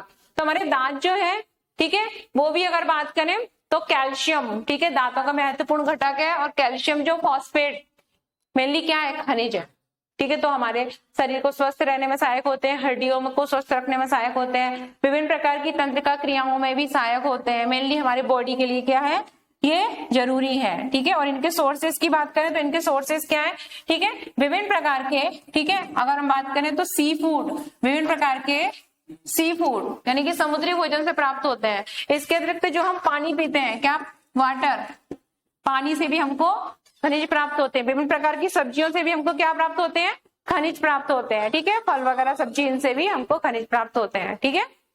तो ये कुछ महत्वपूर्ण खनिज जो है, जैसे कि क्या, कैल्शियम, आयरन, पोटेशियम, मैग्नीशियम, ठीक है। काफी डिटेल में पढ़ेंगे सारे खनिजों को, ये मैंने एग्जाम्पल बताया, जैसे ये क्या है, खनिज, ये खनिज कहलाते हैं, ठीक है। अगर हम बात करें, हम पानी को भी भोजन के रूप में ग्रहण करते हैं, लेकिन पानी से हमको कुछ नहीं मिलता, मिलता नहीं है ना, क्या मिलता है, खनिज मिलते हैं पानी में, क्योंकि मिनरल्स क्या घुले हुए रहते हैं, तो वो हमको मिलते हैं। तो पानी अगर बात करें तो जलयोजन के लिए आवश्यक है, वाटर बैलेंस के लिए, बॉडी में बैलेंस बनाए रखने के लिए आवश्यक है, बॉडी के टेम्परेचर, ताप नियमन के लिए भी आवश्यक है। किस किस के लिए आवश्यक है पानी का काम, अगर बात करें तो पानी हमारे शरीर में एक विलायक के रूप में काम करता है, पानी में सब कुछ घुला रहता है, विलायक के रूप में काम करता है, सॉल्वेंट के रूप में, एज अ सॉल्वेंट, ठीक है। पानी जो है वो ताप नियमन में सहायक होता है, किसमें सहायक होता है, ताप नियमन में सहायक होता है। पानी जो है अगर बात करें तो हमारे विभिन्न प्रकार के जो उत्सर्जी पदार्थ होते हैं उनको बॉडी से बाहर निकालने में सहायक होता है, ठीक है। ये अन्य भी काम है पानी के, तो ये पानी का काम है, ठीक है। प्यास तो बुझाते ही बुझाता है, पानी के से हमको विभिन्न प्रकार के खनिज प्राप्त होते हैं। क्या प्राप्त होते, खनिज, नीचे से आता है पानी, ठीक है, चट्टानों से बहता गुजरता रहता है, नदियां गुजरती हैं, तो उसमें विभिन्न प्रकार के जो मिनरल्स है चट्टानों में पाए जाते हैं, वो उसमें ऐड हो जाते हैं और हमको मिल जाते हैं, ठीक है। तो फ्री में हमको खनिज मिल प्राप्त हो जाते हैं पानी से।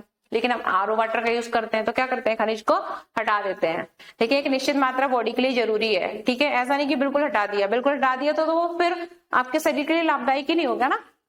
चलो, तो विभिन्न प्रकार की क्रिया में भी हेल्प करता है, ठीक है। ये है ना, टेम्परेचर को रेगुलेट करता है, ठीक है, विभिन्न बॉडी फंक्शन में, ठीक है, बॉडी को हाइड्रेट करता है, यानी कि बॉडी से अगर जल निकल जाए तो बॉडी क्या होगा, डिहाइड्रेशन का शिकार हो जाएगा ना, निर्जलीकरण। तो ये क्या, जलीकरण मतलब बॉडी में जल की मात्रा बनाए रखता है, पाचन में सहायक होता है, तापमान को नियंत्रण करता है, ठीक है, विभिन्न प्रकार की जो बॉडी एक्टिविटी है उसमें भी ये हेल्प करता है, ठीक है। अब हम क्या भोजन में कुछ फाइबर भी यूज करते हैं, हालांकि आपके इसमें भी है नहीं, ये हम आगे पढ़ेंगे फाइबर, लेकिन देखो जो जो आपके इसमें मेंशन है ना उनको तो हम डिटेल में पढ़ेंगे, बाकी फाइबर, जल, इसको बस इतना पढ़ेंगे जितना भी है, ठीक है। बाकी डिटेल में क्या पढ़ना है, carbohydrate, protein, fat, vitamin, minerals, enzyme, ठीक है, इनको अभी नहीं पढ़ेंगे। चलो बात करें फाइबर की, तो फाइबर भी हम क्या भोजन से प्राप्त करते हैं, ये हमारे पाचन में सहायक होते हैं, ठीक है। रक्त शर्करा तथा कोलेस्ट्रॉल स्तर को भी क्या करते हैं, ये कंट्रोल करते हैं, ब्लड शुगर लेवल जो है स्तर है उसको भी कंट्रोल में रखते हैं, ठीक है। ये अगर बात करें तो किससे मिलते हैं, साबुत अनाज, फल और हमको सब्जियों से प्राप्त होते हैं। बोलते हैं ना फाइबर युक्त भोजन खाना चाहिए, ठीक है, पेट के लिए अच्छा होता है फाइबर युक्त भोजन, ठीक। चलो, ये सभी जो खाद्य पदार्थ है वो फाइनली क्या हमको ऊर्जा प्रदान करते हैं, ठीक है, वृद्धि देते हैं, ग्रोथ में मदद करते हैं, मरम्मत मतलब फाइनली हमारे को स्वस्थ रखने में सहायक होते हैं सारे जो पोषक तत्व हैं, ठीक है।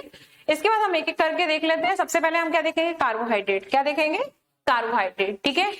तो कार्बोहाइड्रेट जो है वो क्या है, एक प्रकार का जैविक, बताया था ऑर्गेनिक है, ऑर्गेनिक है ना, ऑर्गेनिक कंपाउंड है। क्यों है? क्योंकि कार्बोहाइड्रेट का अगर हम बात करें तो ये कार्बन से मिलकर बना है, इसमें हाइड्रोजन भी और इसमें क्या है, ऑक्सीजन भी प्रेजेंट होती है। कार्बोहाइड्रेट जो है उसमें क्या, कार्बन भी होता है, हाइड्रोजन भी होता है और क्या होता है, ऑक्सीजन होता है। ठीक है, एक बार फिर से बोल रही हूँ कि जो जो क्लास देखते हो यूट्यूब पे, हमारी क्लास यूट्यूब पर संचालित नहीं होगी, ठीक है, कुछ समय बाद ऐप पे शिफ्ट हो जाएगी, तो जल्दी से एडमिशन ले लो क्योंकि बहुत डिस्काउंट चल रहा है आज। और आज के बाद है ना फिर कोर्स में इतना डिस्काउंट नहीं मिलेगा। ठीक है, आप हाफ कोर्स भी ले सकते हैं और फुल कोर्स भी ले सकते हैं, यानी कि पार्ट ए और बी अगर आपको दोनों पढ़ना हो तो उसको भी आप ले सकते हैं और पार्ट बी अगर अलग पढ़ना हो तो उसको भी ले सकते हैं। ठीक है, दोनों में अगर बात करें तो करीब 1100 करीब का डिस्काउंट है।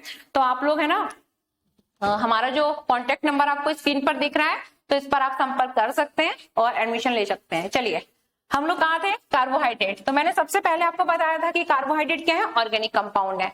वो मैंने इसलिए बताया, बच्चे बहुत से पूछते हैं कि ऑर्गेनिक कंपाउंड क्या, तो ऑर्गेनिक क्या होते हैं, जो कार्बन और हाइड्रोजन दोनों से मिलकर बने होते हैं, वो क्या कहलाते हैं, ऑर्गेनिक। ठीक है, तो इसके अगर स्ट्रक्चर की देखें तो इसमें कार्बन भी होगा, हाइड्रोजन भी होगा और ऑक्सीजन भी होगा। ठीक है, इसका अगर हम सामान्य सूत्र देखें तो क्या, CnH2n। ठीक है, देखिए इसको पहले मैं एग्जांपल से आपको बताती हूँ। जैसे कि आपने सुना होगा C6H12O6। ठीक है, C6H12O6 ये क्या है, हमारा ग्लूकोज।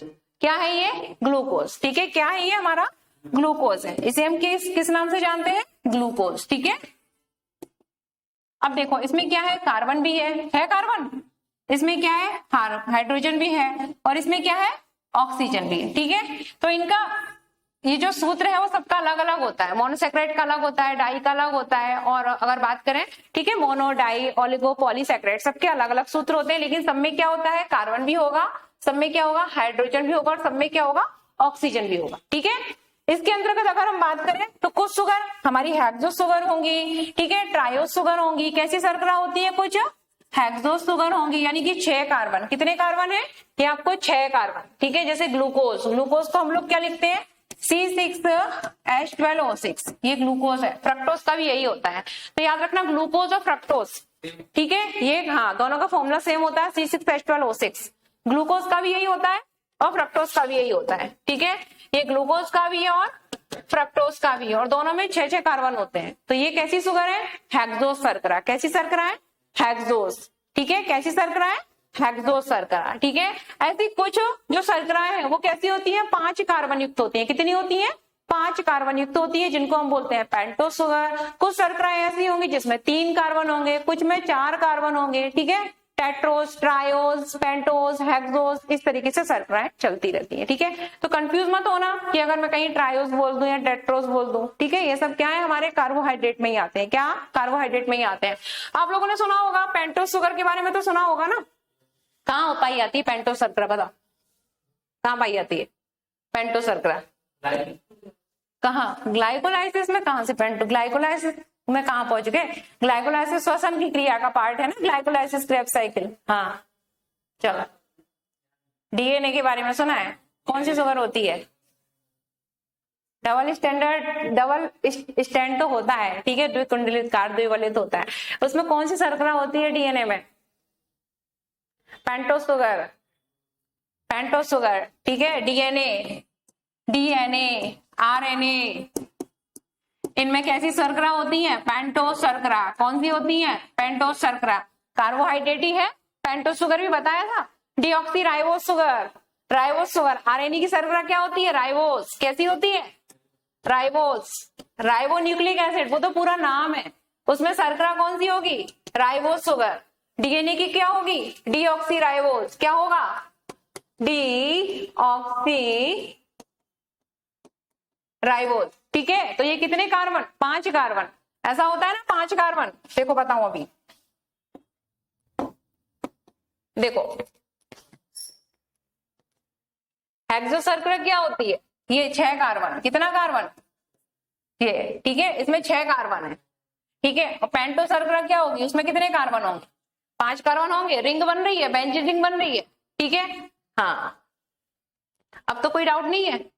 अगर कोई पूछे डीएनए में शर्करा होती है तो हाँ भाई होती है। ठीक है, डीएनए में होती है। डीएनए का स्ट्रक्चर क्या होता है, डीएनए जो है डीएनए, ठीक है। थोड़ा मैं इधर आ गई, लेकिन बताना जरूरी क्योंकि डीएनए में भी शर्करा होती है, पूछ सकते हैं। इसमें क्या होता है, बेस होता है। क्या होता है, बेस होता है। इसमें शुगर होती है। क्या होती है, शुगर होती है। और क्या होता है इसमें, फॉस्फेट होता है। क्या होता है, फॉस्फेट।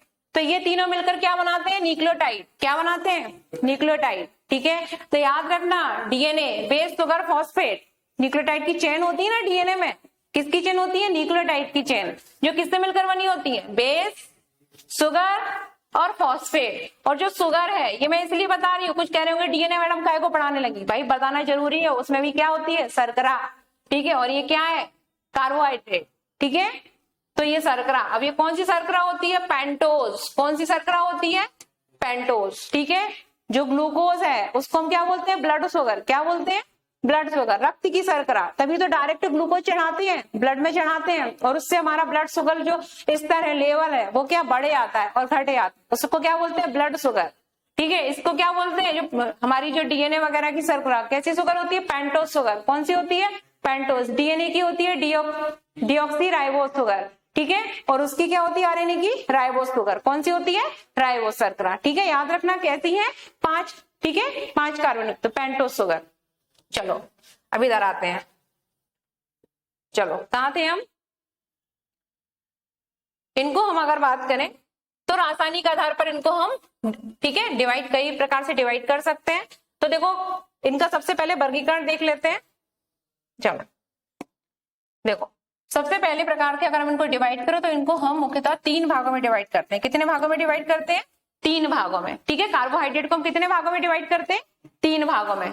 पहले प्रकार के कार्बोहाइड्रेट जिनको हम क्या बोलते हैं, मोनोसैकेराइड। क्या बोलते हैं, मोनोसैकेराइड, ठीक है। दूसरे प्रकार के कार्बोहाइड्रेट जिनको हम बोलते हैं ओलिगोसैकेराइड। क्या बोलते हैं, ओलिगो, कुछ लोग बोलेंगे डाई बोलते हैं, मैम बताऊंगी अभी, ओलिगोसैकेराइड। और तीसरे प्रकार के होते हैं जिसको हम बोलते हैं पॉलीसैकेराइड। मैंने भी डाई लिखा होगा, ठीक है, लेकिन बताऊंगी, इसको ऐसे भी बोल सकते हैं, पॉलीसैकेराइड, ठीक है। सबके अलग अलग फॉर्मूले होते हैं। ये क्या है, मोनोसैकेराइड, लेकिन कार्बन, हाइड्रोजन, ऑक्सीजन सब में होगा, ठीक है। मोनोसैकेराइड, ओलिगोसैकेराइड और पॉलीसैकेराइड। अब देखिए इसमें आपको एक चीज कॉमन दिख रही है सब में। क्या दिख रही है, सैकेराइड। इसमें भी क्या होगा, मैंने लिखा नहीं है, सैकेराइड, ठीक है। यहाँ पे भी क्या होगा, ओलिगो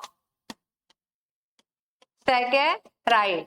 तो तीनों में आपको एक चीज कॉमन दिखी, सैकेराइड, सैकेराइड। यानी कि जो कार्बोहाइड्रेट है वो किससे मिलकर बने हुए हैं, सैकेराइड से।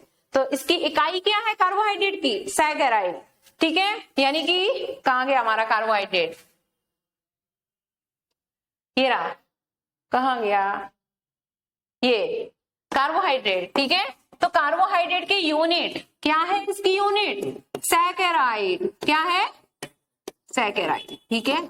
ये बुक में नहीं मिलेगा ऐसे यूनिट इसकी, सैकेराइड। क्या है इसकी यूनिट, सैकेराइड। कार्बोहाइड्रेट की यूनिट क्या है, सैकेराइड। इनसे मिलकर बने होते हैं। जब वो एक इकाई से मिलकर बना होगा तो उसे क्या बोलेंगे, मोनोसैकेराइड। जब एक से अधिक इकाइयों से मिलकर बना होगा तो वो क्या हो सकता है, डाई भी हो सकता है, ट्राई भी हो सकता है, ठीक है, टेट्रा भी हो सकता है, पेंटा भी हो सकता है, सैकेराइड। इस तरीके से 10 तक, ठीक है। और 10 से ऊपर इकाइयों से मिलकर बने होंगे तो हम क्या बोलते हैं उनको, पॉलीसैकेराइड। क्या बोलते हैं, पॉलीसैकेराइड। तो अगर बात करें सैकेराइड की एक इकाई से मिलकर बना है वो क्या कहलाएगा, मोनोसैकेराइड। क्या कहलाएगा, मोनोसैकेराइड, ठीक है। एक से अधिक, 2 से और 9 तक बना हुआ होता है तो उसे हम क्या बोलते हैं, ओलिगोसैकेराइड। कहीं कहीं आपको 10 मिलेगा, 2 से 9 तक होता है। क्या होता है, 2 से 9 तक होता है, उसे बोलते हैं हम लोग ओलिगोसैकेराइड, ठीक है। इसलिए मैं बता रही हूं, याद रखना कि कार्बोहाइड्रेट की यूनिट क्या है, सैकेराइड। क्या है, सैकेराइड। जो कार्बोहाइड्रेट एक सैकेराइड इकाई से मिलकर बने होंगे, किससे मिलकर बने होंगे, एक सैकेराइड इकाई से मिलकर बने होंगे, इनको हम बोलते हैं मोनोसैकेराइड। कौन सा सैकेराइड, मोनोसैकेराइड। जो कार्बोहाइड्रेट एक से अधिक यानी 2 से 9 इकाइयों से मिलकर बने होंगे, कौन सी इकाइयां, 2 से 9 सैकेराइड इकाइयां, उनको बोलते हैं हम ओलिगोसैकेराइड। कौन सा सैकेराइड, ओलिगोसैकेराइड। और जो हमारे 10 या अधिक इकाइयों से मिलकर बने होंगे, किसकी इकाइयां, सैकेराइड की इकाइयां। किसकी इकाइयां, सैकेराइड की इकाइयां, उन्हें बोलते हैं हम लोग पॉलीसैकेराइड। समझ में आ गया। जो एक इकाई से मिलकर बना है मोनोसैकेराइड, 2 से 9 से बना है ओलिगोसैकेराइड, और 10 या 10 से अधिक, 9 के बाद 10 ही आएगा ना, 10 या अधिक से बना है वो सारे क्या कहलाते हैं? पॉलीसैकेराइड। ठीक है, डाई वाई सैकेराइड जो है ना, ये सब किस में आएंगे? हमारे ओलिगो में। किस में आते हैं? ओलिगो। तो मैंने मोनो के बाद डाई नहीं लिखा, डायरेक्ट क्या लिख दिया? ओलिगो। 2 से 9 तक जितने भी वो सब किस में आएंगे? ओलिगो में। यहां तक समझ में आ गया? चलिए, तो कल इसको हम अच्छे से डिटेल में पढ़ेंगे कि कार्बोहाइड्रेट क्या है, उनको किस तरीके से डिवाइड कर सकते हैं। ठीक है, ये मोनोसैकेराइड, डाइसैकेराइड, इनके एग्जाम्पल। ठीक है, ये सब अच्छे से कल हम पढ़ेंगे। और कार्बोहाइड्रेट, उसके बाद प्रोटीन, विटामिन, फैट, सब अच्छे से डिटेल में पढ़ना है। अभी तो ये हमारा कार्बोहाइड्रेट ही चल रहा है, काफी बड़ा है कार्बोहाइड्रेट। ठीक है, इसका काम पढ़ना है, कार्बोहाइड्रेट का काम क्या होता है, ये पूरा कार्बोहाइड्रेट ही है अभी। ठीक, काफी बड़ा है, क्योंकि 3 इसके सब टॉपिक है ना कार्बोहाइड्रेट में। क्या? स्ट्रक्चर यानी किससे बने हुए हैं, उसके बाद इनका क्लासिफिकेशन, वर्गीकरण, यानी मोनो, ओलिगो और पॉलीसैकेराइड, उनके अंतर्गत जितनी कार्बोहाइड्रेट आते हैं वो, उसके बाद इनका फंक्शन सबका अलग अलग। तो काफी बड़ा टॉपिक है।